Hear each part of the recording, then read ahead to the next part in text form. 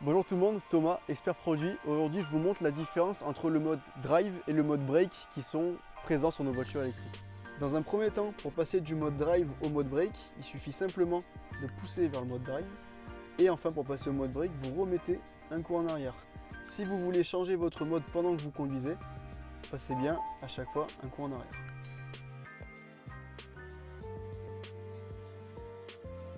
Pour vous expliquer la différence entre les deux modes, le mode drive va vraiment privilégier le roue libre sur la voiture. Vu que vous n'avez pas de moteur thermique, vous n'avez pas de frein moteur, donc vous aurez vraiment cette sensation de glisser sur la route.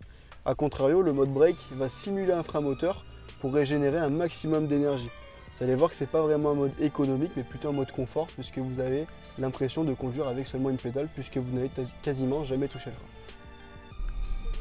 Donc le meilleur moyen d'utiliser le mode drive, c'est vraiment de se lancer à la vitesse voulue, puis ensuite de complètement lâcher le pied de l'accélérateur, et là vous allez voir que on ne va pas perdre de vitesse, on va rester vraiment au maximum à la vitesse à laquelle vous êtes lancé. A contrario, le mode brake, dès que je vais l'enclencher, vous allez voir qu'on va avoir un gros frein moteur, donc une grosse régénération d'énergie.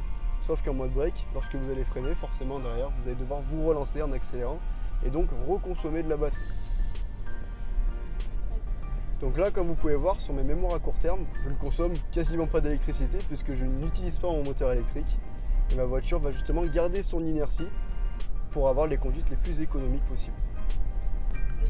Donc la grande force de la voiture électrique, c'est vraiment ce freinage régénératif, que ce soit en mode drive ou en mode brake. Lorsque vous allez freiner, vous allez dans un premier temps utiliser le freinage régénératif de la voiture.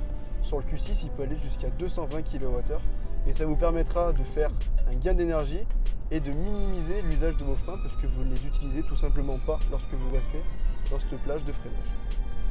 Et maintenant que vous connaissez la différence entre ces deux modes, je vous conseille de l'adapter en fonction de votre conduite et de vos besoins. Et moi je vous dis à bientôt pour une prochaine vidéo.